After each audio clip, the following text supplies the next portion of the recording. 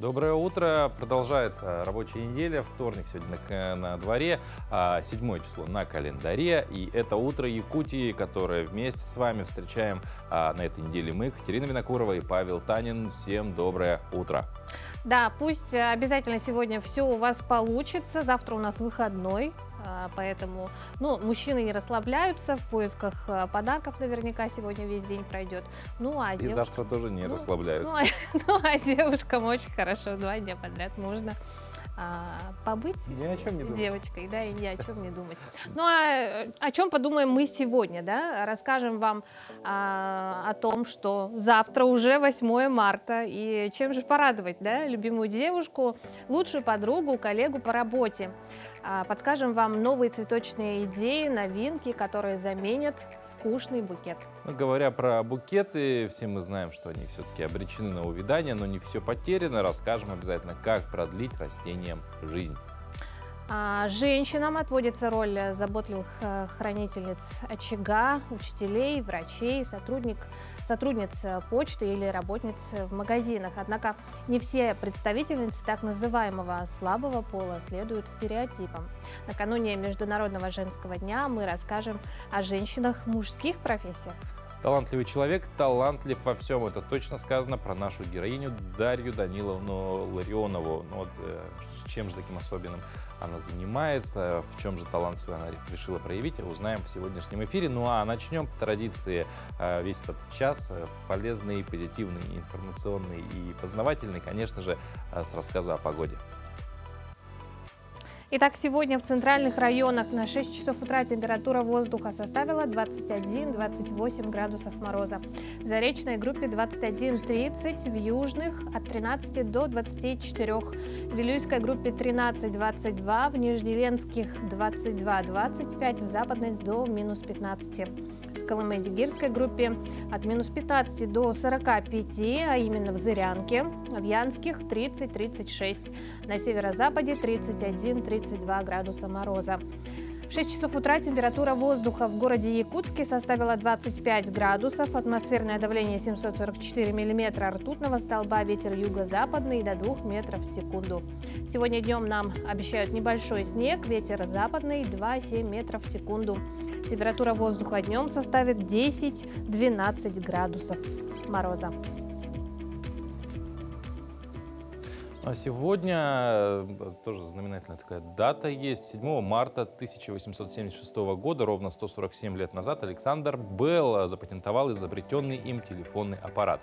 Хотя идея телефонирования была разработана еще в середине 19 века инженером-механиком и вице-инспектором парижского телеграфа Шарлем Бурселем, но до практического осуществления телефонной связи он не дошел.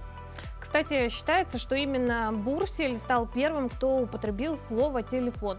Работая над созданием телеграфа, Белл обнаружил, что при возникновении электрического сигнала в телеграфном аппарате появлялись звуки. Это и натолкнуло его на мысль о создании дистанционного переговорного устройства. Чем же еще знаменателен этот день, узнаем в нашей рубрике.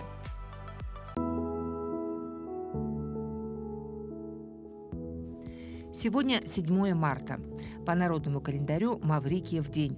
В народе считалось, что именно на Маврикия прилетают домой грачи, скворцы и ласточки. При этом подмечали, если птицы прилетали раньше положенного дня, это к скорой весне. Этот день в истории. Римский император Константин Великий провозгласил воскресенье днем отдыха. Потерпела крах попытка бояр низложить царя Василия Шуйского. Заговор возглавили московские дворяне князь Роман Гагарин и Тимофей Грязной. Но, несмотря на старания, заговорщикам не удалось спровоцировать восстание столичного посада.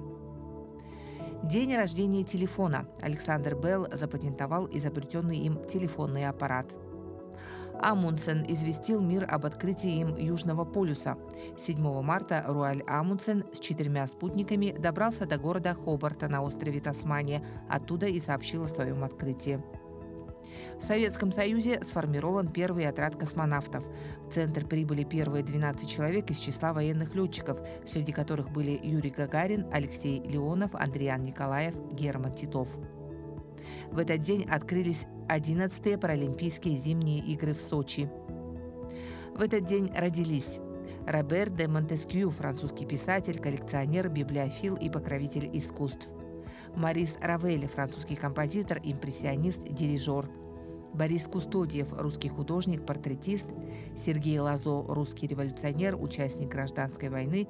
Андрей Миронов, советский актер театра и кино, народный артист РСФСР.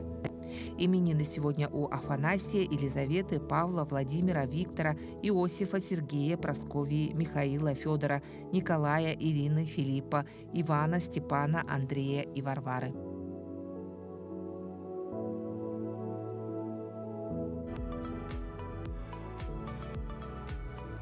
Ну а сейчас немножко заглянем за горизонт завтрашнего праздника. С 9 по 12 марта в Центре спортивной подготовки «Триумф» пройдут международные соревнования по вольной и женской борьбе среди юниоров 2003-2005 годов рождения. Посвящены соревнования памяти олимпийского чемпиона, заслуженного тренера России, СССР, заслуженного мастера спорта СССР Романа Дмитриева. Об этом подробно поговорим с нашим гостем. У нас в гостях директор училища Олимпийского резерва имени Дмитриева Семен Чердонов. Семен, доброе утро. Доброе утро. Очень, кстати, хочу отметить символично, что Роман у нас в гостях, потому что сегодня день рождения отмечает как раз-таки известный наш борец Роман Дмитриев. Доброе утро. Доброе утро. Ну, вот подробнее о предстоящих соревнованиях расскажите. Они международные, какие страны точно будут представлены? Ну, понятно, что Россия, якутяне будут, а зарубежные, СНГ страны, кто будет участвовать? Еще раз доброе утро, уважаемые телезрители. Ну, пользуясь случаем, я хочу поздравить всех наших женщин республики с наступающим международным женским днем 8 марта. От имени лица всех женщин спасибо. Так, ну, у нас, вот видите, сколько уже почти 10 лет проходит памяти международный турнир Романа Михайловича Дмитриева, памяти Романа Михайловича Дмитриева, олимпийского, нашего первого олимпийского чемпиона. Ну, сейчас ситуация у нас в стране по спорту сложена, но тем не менее у нас участвует 12 зарубежных стран, 27 регионов нашей необъятной России и сборная команда, в том числе сборная команда нашей России. Ну, в этом году у нас программа составляет и мужская борьба, и женская борьба. Общее количество участников — это 275 спортсменов, 75 тренеров, 16 судей приедут за пределы нашей республики, а также 10 судей будут обслуживать наши соревнования из нашей республики. Ну, отмечу, что среди женщин это первые соревнования, да? Да, в программе мы впервые включили женскую борьбу, поэтому вот именно предстоящий день, Международный день женской женщины. Неужели так много женщин занимаются вольной борьбой? Вольной борьбой, да, занимается очень много. Как раз почетным гостем будет серебряный призер Олимпийских игр Пекина Алена Карташова. И, конечно же, у нас в России развито и есть чемпионы и призеры Олимпийских игр.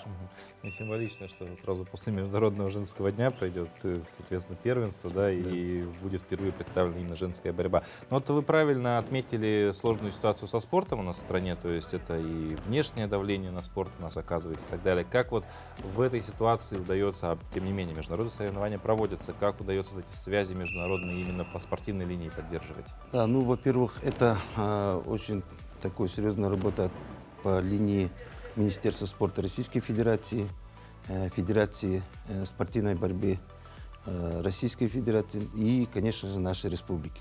Вот с 12 странами непосредственно были тесные контакты, и уже приехал Иран, например, вчера уже прилетела, и вот завтра встречаем еще 11 команд. Конечно, были на переговорах сложные моменты, но тем не менее это все разрешилось. А кто будет главным судьей соревнований? Главным судьей будет судья международной и всероссийской категории Алексей Анатольевич Ковалев.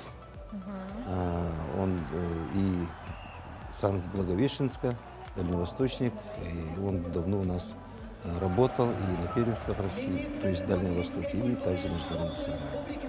Вообще, в целом, 26 судей будет на соревнованиях, насколько Да. мы знаем. 10 — это наши земляки, Наши. и 16 из других регионов страны. Да. Судей из зарубежных стран не представлены. Судьи зарубежных стран двое представлены, это Иран и Монголия. Они будут уже также обслуживать.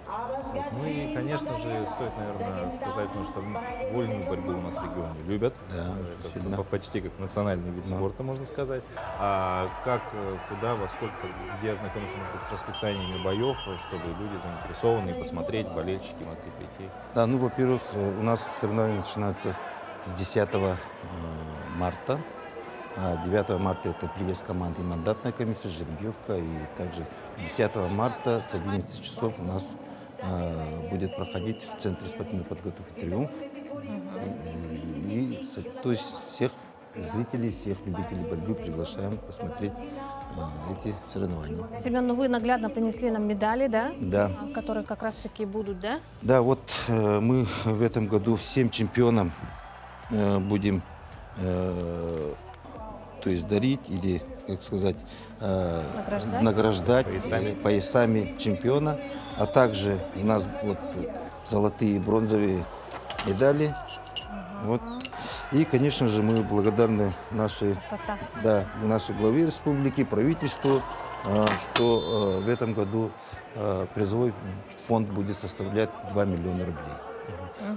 Ну вот, возвращаясь к тому, что приглашаем всех, естественно, любителей борьбы посмотреть, платный ли просмотр, платное ли посещение Нет, соревнований? Бесплатно. Бесплатно. Всех зрителей мы приглашаем, всех детишек, также девушек, чтобы посмотрели на женскую борьбу и чтобы развивалась наша борьба. Ну, спортсменов по вольной борьбе становится больше, становится ли зрителей больше, увлеченных, как насчет молодого поколения? Ну, у нас же все-таки борьба – это спорт номер один, поэтому очень много зрителей, очень много людей именно смотрят и видят, и болеют за наших борцов. Поэтому вот у нас очень сильно развивается борьба. Да, благо мы пережили период пандемии, когда вот смотрелось все дистанционно, а теперь воочию могут смотреть. В «Триумфе» с 9 по 12 марта. Ну, с 10 бои начинаются. Да, с 10 да. Семен, спасибо большое. Пусть все пройдет на высшем уровне. Ну а прямо сейчас короткая пауза, после которой мы вернемся и продолжим наш эфир.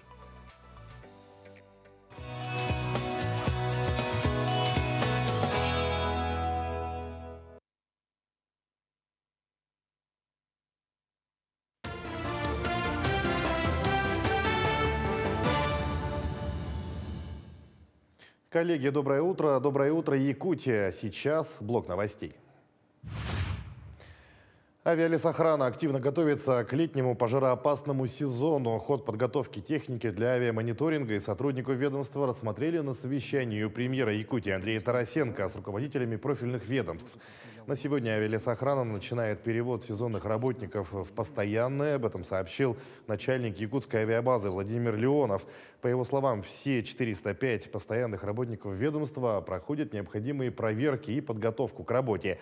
В частности, воздушные тренировки начали парашютисты пожарные Нюрбинского и Вилюйского отделений, где впервые созданы парашютные группы. Также в этом году дополнительно откроют подразделения парашютной службы в Сумтарском районе. Намская противопожарная служба стала образцом для других регионов. В рамках практической конференции противопожарной службы, которая проходила в Якутске, участники форума выехали в Намский Улус для обмена опытом. В состав выездной делегации вошли гости из 6 субъектов – Приморья, Хабаровска, Сахалина, Магадана, Бурятии и Амурской области. Интерес коллег вызвал опыт работы района. Во время пребывания посетили и ознакомились со структурой, организацией деятельности огнеборцев, пожарно-техническим оборудованием пожарных частей сел Хамагата и Намцы.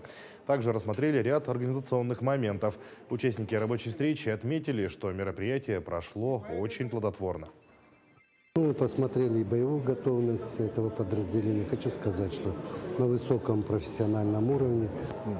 Ребята, вот я посмотрели, что достаточно спортивные, очень много наград у них в спортивных соревнованиях, потому что в соревнованиях как бы и практика боевой службы определяет вот эти Это первое. Второе, посмотрели здесь и база газодомозащитников, пост организован. Это значит, что и в непригодной для дыхания среде ребята вот в сельской местности спокойно могут спасти людей и выполнить те задачи, которые перед ними стоят по тушению пожаров.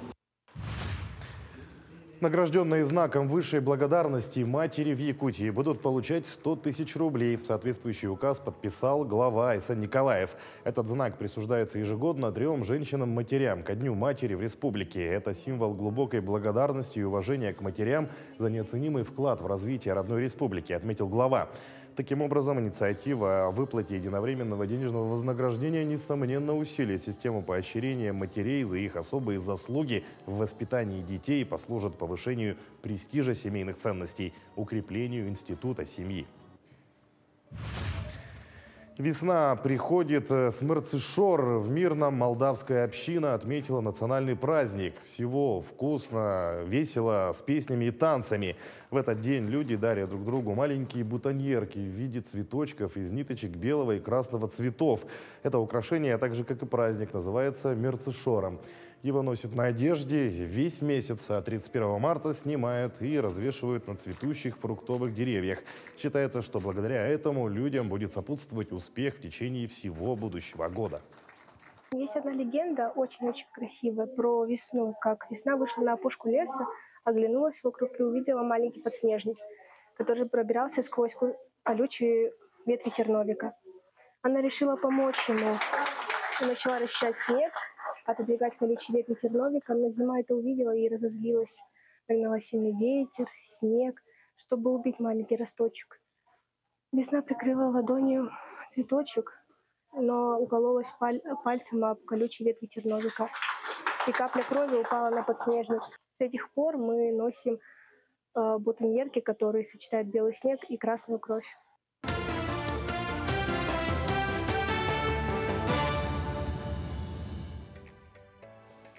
Доброе утро, мы продолжаем. Несколько лет назад в селе Кюндядя в Нербинском районе открылся новый современный детский сад Кончари. Это событие жители села ждали очень долго, более 40 лет, а наш коллега Руслан Ачиров находится в данный момент в командировке в этом районе и первым делом, конечно же, заглянул в гости к ребятишкам.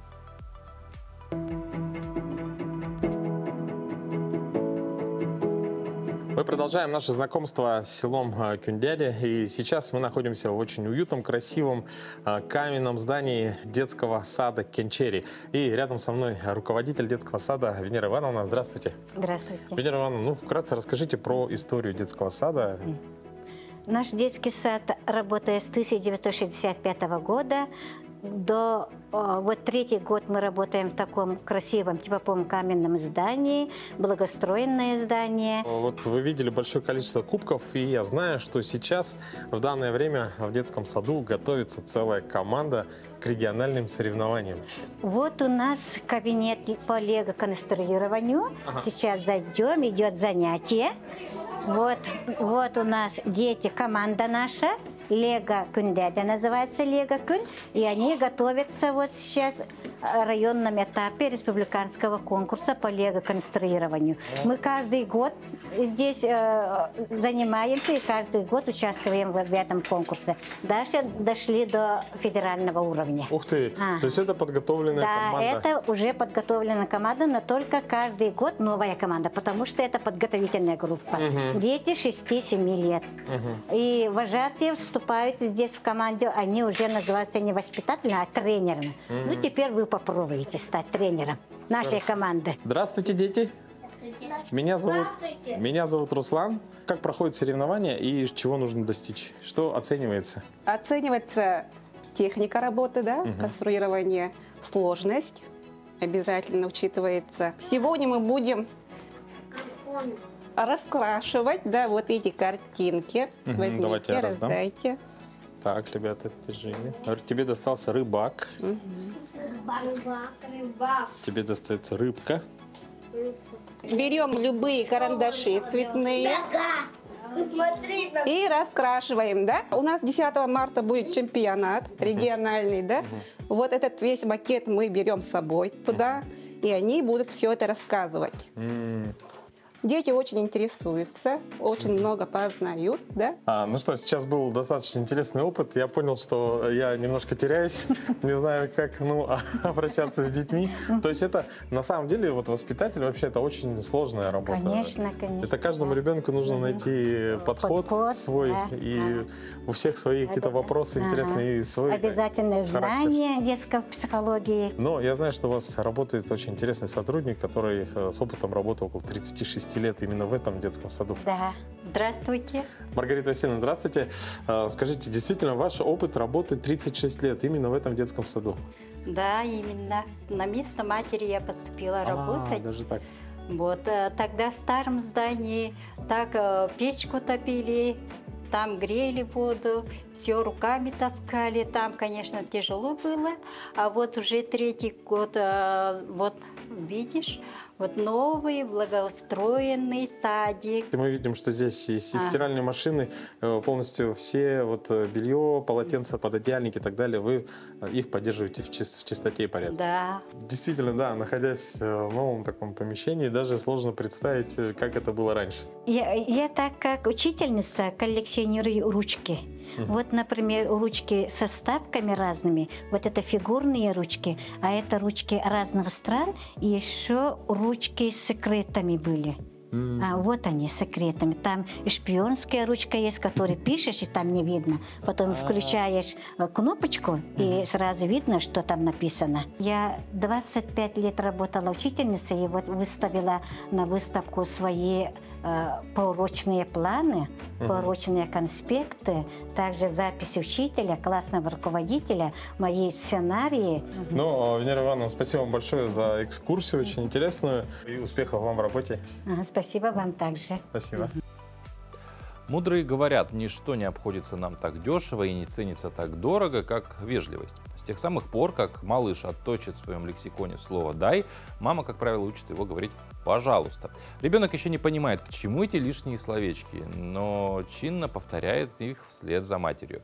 Во взрослой жизни мы часто не даем себе труда произнести вежливые слова, пытаемся заменить их короткими информативными указаниями. И зря, ведь вежливость бывает сильнее логики и часто проще уговорить человека, нежели убедить его. Доброе утро, дорогие телезрители! Мы с вами продолжаем разговор о специальных словах вежливости, о так называемых формулах речевого этикета. Эти формулы речевого этикета мы используем в разных речевых ситуациях. Например, при знакомстве, при обращении, прощании, приветствии. Даже комплимент является формулой речевого этикета. А вот если мы с вами отвечаем на слово благодарности, то обычно мы с вами говорим слово «пожалуйста». У слова «пожалуйста» интересная история. Во-первых, оно было образовано от слова «пожаловать» при помощи частицы «ста». А это слово «пожаловать» образовалось от слова «жаловать», то есть «дарить», проявлять любовь. Это древнее слово обозначало буквально дарить что-либо без любви, без правового основания. Очевидно, слово «пожалуй» и более позднее слово «пожалуйста» обозначало «дарю, потому что люблю». Давайте говорить правильно. Всего доброго! Ну и как мы уже сказали, сегодня все мужчины будут выбирать цветы для своих самых близких женщин. Кстати, Паша, откуда... Это прозвучало как угроза немножко. Откуда, ты думаешь, вообще появилась традиция дарить цветы? Я даже понять не имею, но я думаю, что вообще время появления этой традиции явно датируется намного раньше, чем вообще возник праздник 8 марта, и тем более события, которые предшествовали и стали истоком становления этого праздника. Да, ты правильно думаешь, в 19 веке уже сложилась эта традиция. И, кстати, что интересно, цветы дарили изначально только балеринам. Да. Но балерины, скорее всего, были, я думаю, натурами такими утонченными, образованными. Возможно, как-то связано это с тем, что дарили именно им цветы. И вот, кстати, об образовании. Да, интересно узнать, кто и какое образование из женщин получал тогда, в XIX веке, к примеру, в Якутии. Ведь образованными были единицы из женщин. Давайте узнаем об этом далее. Доброе утро! Сегодня мы бы хотели рассказать кратко об этой книге. Отчет о состоянии Якутского епархиального женского училища за 1893 до 1894 годы. Вышла она в 1895 году в Якутской областной типографии. Составителем являлся инспектор классов Стефан Попов. В Якутии открытие епархиального училища было вызвано просветительской миссионерской целью. Большой вклад в открытие этого учреждения внес тогдашний владыка Преосвященнейший Яков. В первой статье подробно описывается личный состав служащих, их образование и оклад. Во второй статье раскрывается состав учащихся, которых в том году было 58 девушек. Это были дочеря, в основном лиц духовного звания, их было 21, дочерей чиновников 8, мещан 23, дочерей казачьих 2 и, подчеркиваю, инородческих дочерей 4. Тут же описывается их обучение, успеваемость. Всего классов было 3, с 5 по 7 класс. Основными предметами считались закон Божий, словесность, русский язык, церковная история, педагогика, физика, математика, а не основными предметами считались рисование, рукоделие и иностранный язык. Известно, что тогдашние училища, по-современному сказать, спонсировались Якутской епархией, а также на средства прихожан и благотворителей. Тут подробно расписана таблица прихода и расходов.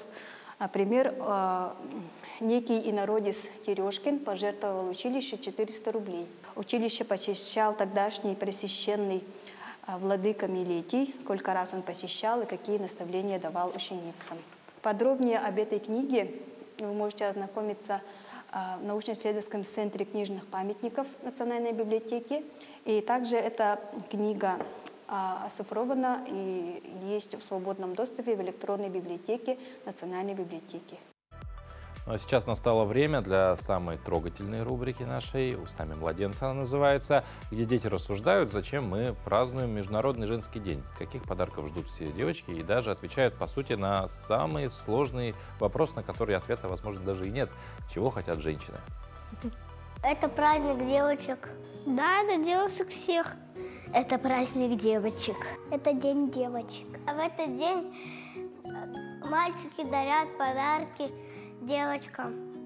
Цветы, игрушки, открытку. Цветы, конфеты, кольцы. Дарят цветы. Хотят денег. Много. Айфон. Украшения. Айфон. Цветы. Чтобы ей подарили деньги. Чтобы мы полетели на море. Я бы хотела подарить маме кольцо. Я бы подарила маме цветы. Папа мой подарил кольцо моей маме. Я сказала спасибо. А вообще женщины что любят? Какое отношение они любят? По-доброму. Ну, например, полюбить ее. А чего не надо делать вообще? Ну, злить ее. Когда они относятся важно, красиво. Я люблю, когда ко мне относятся по-доброму. Девочки любят, когда с ними по-доброму общаются. Папа любит ее, и они на деловую встречу поехали. Потом мама приехала радостная. Забавные очень мысли, интересные. Особенно мне понравился айфон. Мне понравилось, что папа подарил кольцо, а мама сказала спасибо. Ну, как же без этого? Конечно, благодарить все равно за любые подарки. А вообще, перейдем дальше, да, к следующим темам. Говорят, талантливый человек, он талантлив во всем. Это точно про героиню нашего следующего материала. Жительнице села Хаптагай Мегина Кангаласского улуса Дарье Даниловне Ларионовой 85. И за что бы она ни бралась, словно от руки волшебницы, все обретает красоту и новую жизнь. На днях я побывала в гостях у этой уважаемой, очень талантливой, милой женщины. С виду обычный деревенский домик в селе Хаптагай. А как переступишь порог, попадаешь в настоящий дом-музей. Коллекции значков, наперстков и статуэток в виде лошадей – лишь часть интерьера. Главная красота в вещах, сделанных руками Дарьи Даниловны. Все они со своей задумкой и почерком, не похожими на работы других мастеров. Это 4 времени года. Я весну люблю, поэтому вижу вот такой цвет весны. Я думаю, что весна такая. Лето, зима, осень и лето. Весна. Я в Ютубе посмотрела в прошлом году еще. И один старик показывал, как он рисует на перьях. И я загорелась, мне очень понравилось, я так захотела, в общем, в душе так и сохранила. Тут чаек много у нас, озеро. Племянник живет в Мирном. Он отправляет мне этих глухарей, живые, мы едим только. Но я всегда сохраняю эти хвост и крылья, всегда сушу и сохраняю. Вот это эти перья глухаря. А чем рисуете? У меня краска простая, акварель. Так сложилось, что Дарья Даниловна рано стала сиротой. Попала в детский дом, где пришлось учиться жить в совершенно незнакомой русскоязычной среде. Тем не менее, духовность, принципы национальной культуры, знания, которым наша героиня по сути и не училась, заложились в крови. Иначе и не назовешь. Что мы и можем наблюдать в ее работах. Сама сочиняла, я не знаю, как это сказать. Шила, да? Шила сама. И сейчас как-то это самое. Молодая была и шила. Где-то увижу что-то. Сумочка. Сумочка даже есть. И платок одевала такой же. Это вы себе все шили? Себе. Этот шарфик продавался в магазине. И вы его сюда решили? Я решила вот так перешить. Да? Да. Костюм для молодой девушки шила. Давно это. Сама тоже одевала. Сейчас, наверное, не войду туда. И пальто, как будто бы это самое так. Вот это... Кто знает, это знает, что это из мочевого пузыря? Пузыря коровы. Коровы. Так. Вот. Это первая работа. По-моему, Хаптагая еще не было, а у меня вот уже это было. Вот как вам пришла идея из, как называются эти? Где-то подглядела, наверное, это. Подглядела? Телевизор смотрю, и там это мастерят. Это вот от газировки, которая вот да? Кто вот не понял? Ну а летом на территории дома Дарьи Даниловны расцветает целая плантация. Черная смородина, клубника, яблоня, черемуха. И это еще не все. У нее все растет. Цветы, летом яблоня, вот черемуха. Благодаря вот Дарье Даниловне и Василию Степановичу по всему Хаптагаю, например, растет черемуха. Черная смородина у нее плантация. Мы там собираем сколько можем к себе. Тополь у нее растет. У кого-нибудь у нас растет тополь? Нет, у нее растет. Вот Василий Степанович перед смертью посадил у меня дома во дворе 3 черемухи. Они растут. Они так цветут. И вот эта память о Василии Степановиче. Очень хорошем человеке. Как сказала Нина Николаевна, все, к чему бы ни прикоснулась рука Дарьи Даниловны, начинает цвести, преображаться и рождает в себе новую жизнь. Теперь и мы в этом убеждены. Желаем Дарье Даниловне крепкого здоровья и вдохновения на долгие годы. Катерина Винокурова, Виктор Дичковский. Село Хаптагай.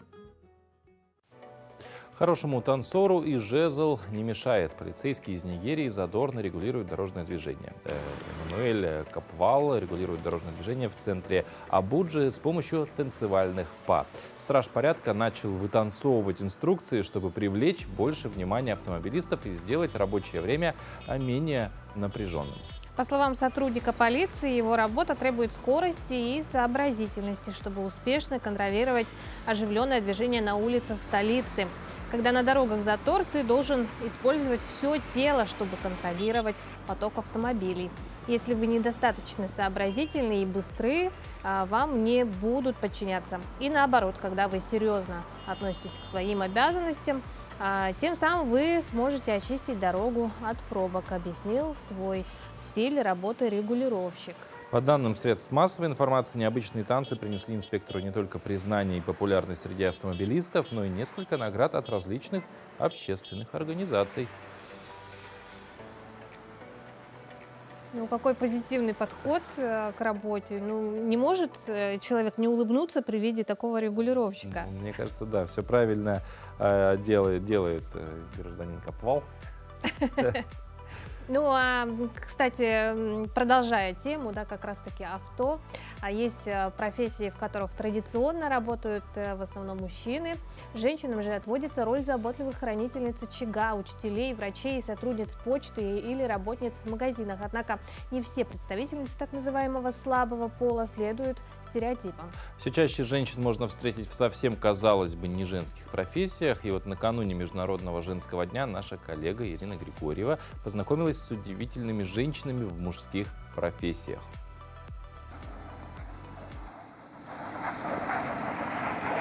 Раннее утро – красный автобус. Именно так красиво приезжает на работу Елена Лукьянова. Перед рейсом осмотр техники и проверка салона. Автобус с нижним названием «Бусинка» готов к очередному маршруту. Кошечку погладить. Погладьте, пожалуйста. Как зовут кошечку? Вот кошечки имя еще не придумала. Интерес к технике у Елены появился еще в детстве, когда она с дедушкой ремонтировали старые «Жигули». Поэтому эти руки не боятся масла и ловко справляются с гаечными ключами. Несколько лет назад Елена решила сдать водительские права на все категории. Признается, не планировала работать водителем, но тут, как и в жизни, любовь случилась внезапно. Я не могу это объяснить, это просто вот какая-то необъяснимая любовь именно к автобусам. Хотя я люблю всю крупную технику, автобусы особенно. Дедушкин труд не пропал даром. Сейчас Елена – единственная женщина-водитель Виапак и не представляет свою жизнь без руля. Признается, принимали на работу с опаской. Боялись, что пассажиры из-за стереотипа о женщинах-водителях не будут доверять ее опыту.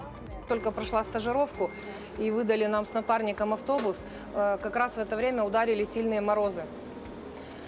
А человек, который никогда не работал на маршруте, не привык остановки замечать. А тут мало того, что как бы маршрутов много, легко запутаться, особенно поначалу, волнуешься, переживаешь. А тут еще и перестало их быть видно, эти остановки. А двигаться надо все равно по графику, людей надо забирать, чтобы никто не жаловался. Удивленные взгляды каждую смену. Шуток со стороны коллег мужского пола нет. Напротив, стараются все помогать. Хотя сама Елена шутит. Любую ситуацию на дорогу разрулит. Сможет и колеса подтянуть, и лампу в фаре поменять. Однако, женщина всегда должна оставаться женщиной, считает Елена, и достает косметичку. Женщина всегда должна оставаться женщиной, даже за рулем автобуса. Мама 5 детей Юлия Корякина докажет любому. Сварка – это красиво и зажигает по полной. Она единственная женщина-сварщик в Момском районе. Юлия рано осталась вдовой. Воспитание 5 детей полностью легло на хрупкие женские плечи. Однако Юля не из робкого десятка. До того, как взяться за сварочный аппарат, работала чумработницей. Техника в суровых условиях тайги и холода часто ломалась. Юля решила взять ситуацию в свои женские руки. Приобрела сварочное оборудование, спецодежду и занялась собственным делом. Контракт дали. На 200 тысяч вот их купила. Оборудование, материалы вот. Уже закончились материалы, к сожалению. Вот. Сейчас Юля принимает заказы на сварочные работы по металлоконструкциям, трубам, ремонту техники и даже мебели. И смеется. Вместо кофе она быстрее заварит диск для машины, ведь сварка стала ее любимым делом. Одну ноги подбиваем. Вертушка, ножницы и подсечка. Здесь девушки сразу бросают соперников на обе лопатки. В преддверии турнира по вольной борьбе на ковре нешуточные страсти. 24-летняя мастер спорта по вольной борьбе Сибиль Назарова признается, случайный поход с братом в спортзал изменил ее жизнь. Тренировка за тренировкой и даже не заметила, как сменила пуанты на борцовке. Тяжелый вид спорта. Я всегда любила что-нибудь потяжелее, что-то, где нужно проявить характер. броски красивые у нас. Все равно, как бы, мне кажется, спортсмены, они очень дисциплинированные, и везде, чего они захотят, они добиваются. Прощание с семьей, переезд из Хабаровска в Якутск, поступление в училище. Каждодневные тренировки не прошли даром. Лучшие технические приемы известной школы выковали характер и улучшили качество, заложенное женской природой.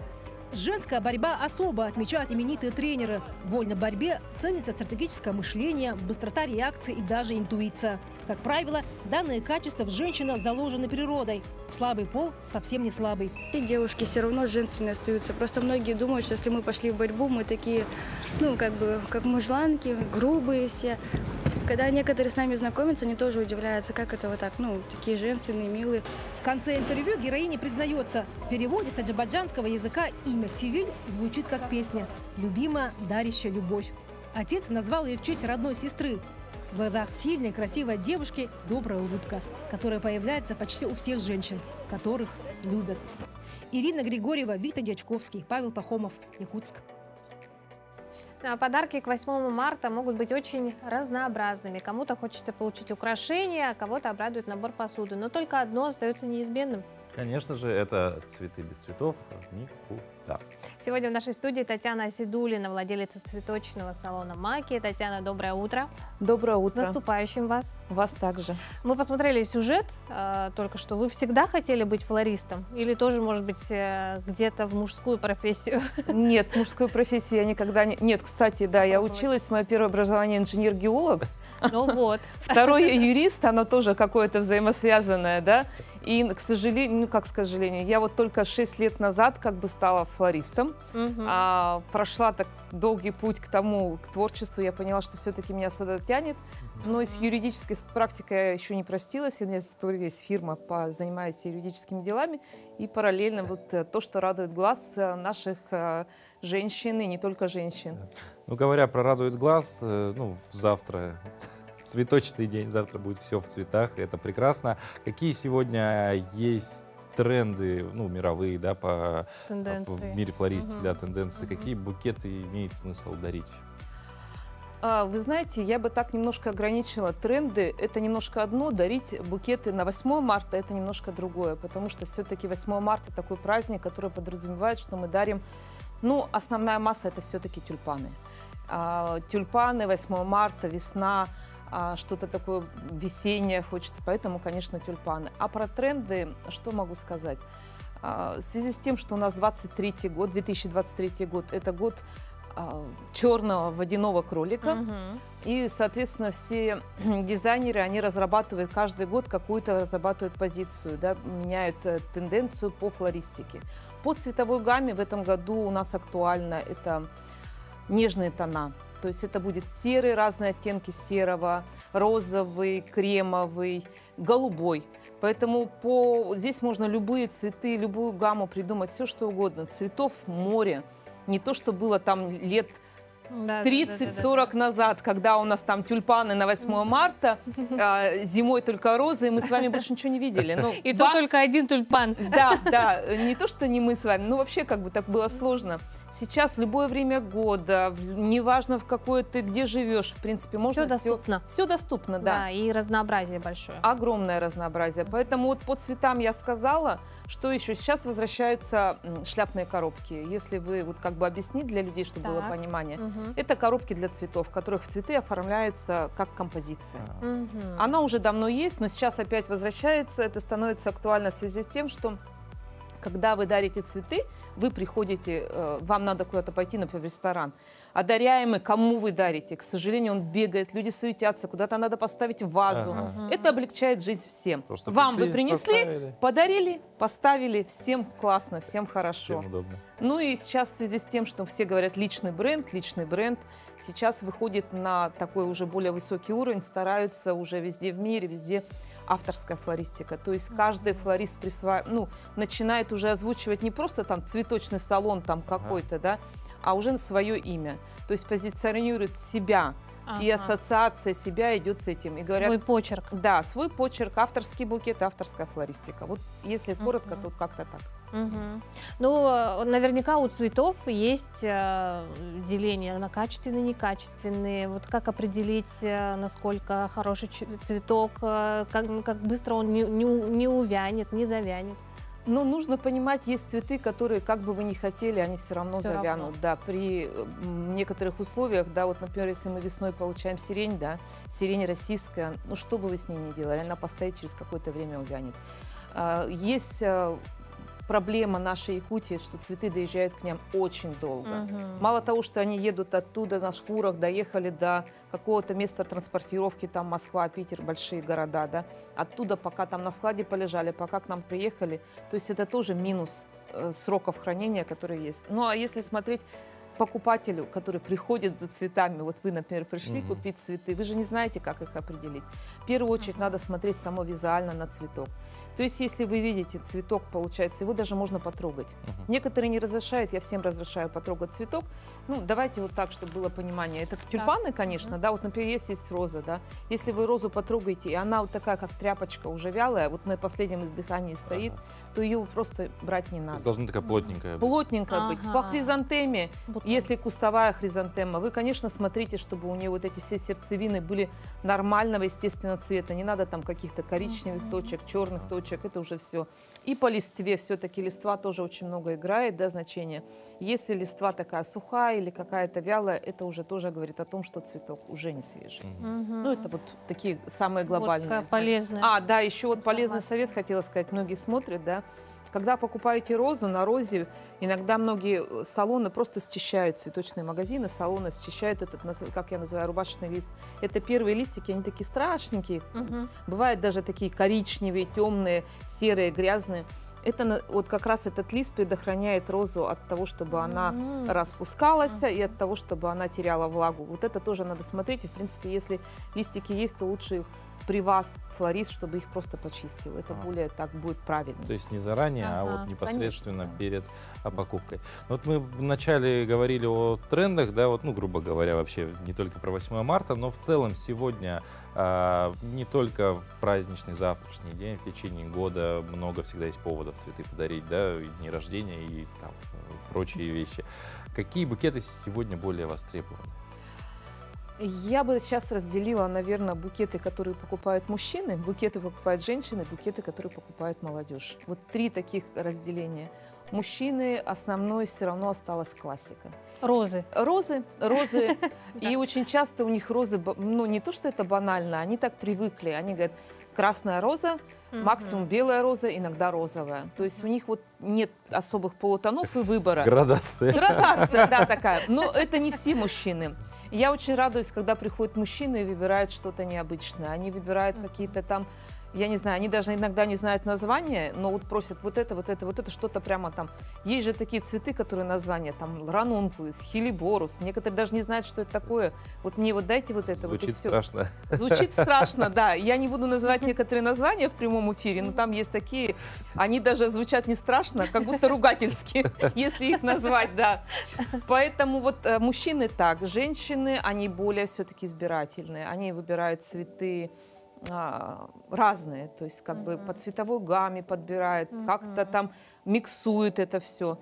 Ну а молодежь очень сейчас любит цветы из гипсофилы. И если кому интересно, может просто прогулки посмотреть. Это очень просто. Маленькие белые цветочки, которые в свое время потеряли актуальность из-за того, что в советское, ну только начало не в советское время, когда в российское началось только цветы. Они были как дополнение. Они были как дополнение к букету. Вот красная роза, белая гипсофила, и у всех осталось вот это вот не очень хорошее восприятие вот этого цветка. Она смотрелась некрасиво.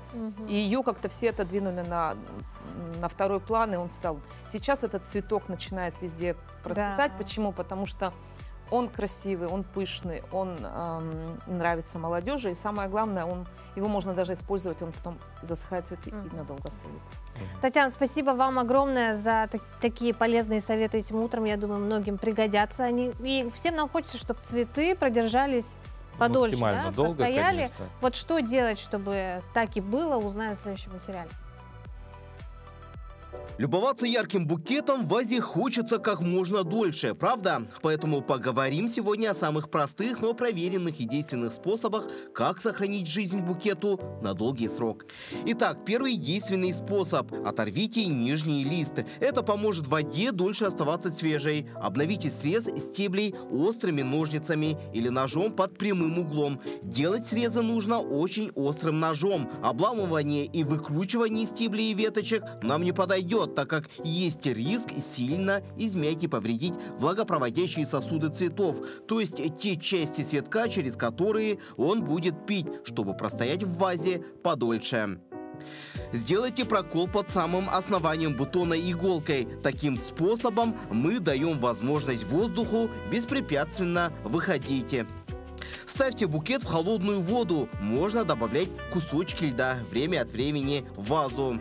А вот воды в вазе нужно немного. Лучше ее чаще менять и подрезать цветам стебель на полсантиметра или на сантиметр. Обновляя срез, мы улучшаем питание бутона. Именно эти способы вам помогут сохранить цветы дольше, чем обычно. Что ж, а пока мы заканчиваем с цветочной темой, передаем слово нашим коллегам из информационной службы. Они расскажут о последних новостях.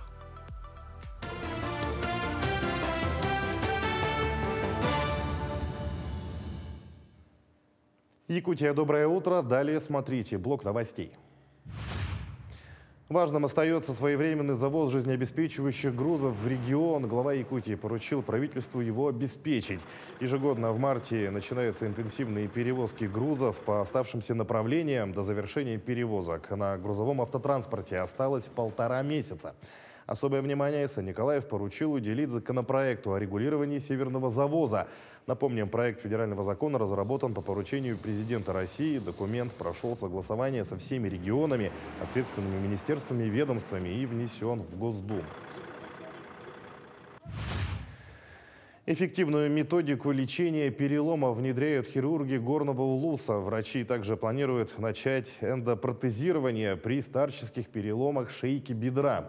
Хирурги Центральной горной больницы освоили методику соединения обломков костей. Такие высокотехнологичные операции спасают жизни пациентов с переломами и быстро возвращают их к активной жизни.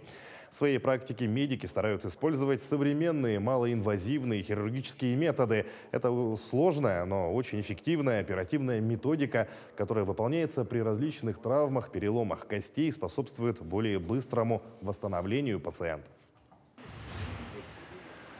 В Госдуме предложили продлить на год отмену налога с процентов по вкладам в России. Речь идет о налоге в 13% на доходы, полученные по вкладам в банках. В настоящий момент освобождение от НДФЛ распространяется на 2 предыдущих года, 2021 и 2022. Депутаты предложили внести изменения в налоговый кодекс, чтобы продлить норму. Ну а на дорогах Якутии зимой главное – это уборка проезжей части от снега и льда. В Нюрбинском Улусе содержанием федеральной трассы Вилюй занимается филиал акционерной компании «Рикавтодор». Продолжительность участка более 100 километров от речки Тюкян до Кюндяди. Обслуживают 86 труб, 1500 сигнальных столбов, 800 дорожных знаков, 1 ледовую переправу и 1 мост. Зимний период года самый сложный для эксплуатации дорог и организации движения, говорят специалисты. Зимой проводят профилактику, цель которой не допустить или максимально ослабить образование снежных и ледяных отложений на дороге. На содержание выходит 3 КДМки, 2 МТЗ, погрузчик, вышел автогрейдер. Задействованы дорожные рабочие по очистке снега, дорожных знаков, сигнальных столбов, барьерных ограждений. Теперь жители региона могут воспользоваться новым словарем животноводческих терминов. Это одна из работ Института гуманитарных исследований. По словам автора Федора Дьячковского, словарь насчитывает 300 экземпляров. И в нем собрано более 3000 терминов. Все они относятся к сфере сельского хозяйства. Также в терминологическом словаре есть 4 раздела о молочных, мясных и рыбных продуктах. Кроме того, собраны термины, обозначающие гужевой транспорт. Новый словарь вышел и в электронном формате. Отметим, что в Гуманитарном институте с 2013 года издано 11 словарей терминов. Основным критерием словаря отбора является послужили различные источники, но основным источником словаря послужила рукопись словаря сельскохозяйственных терминов Николая Владимировича Скрыбыкина, подготовлен в 70-х годах 20-го столетия, да, вот. Поэтому содержит множество заимствованных из русского языка, и его правописание не соответствует новым правилам якутского языка, поэтому нам пришлось заново проработать тщательно, и, безусловно, источниками послужили и другие публицистические литературы. К текущему часу это все новости. Всего доброго и удачного дня.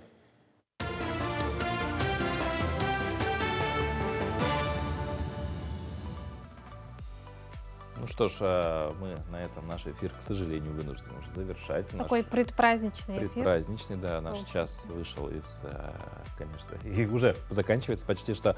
Но в связи с чем, конечно же, дорогие женщины, вас с наступающим праздником. Кать, тебя с наступающим праздником.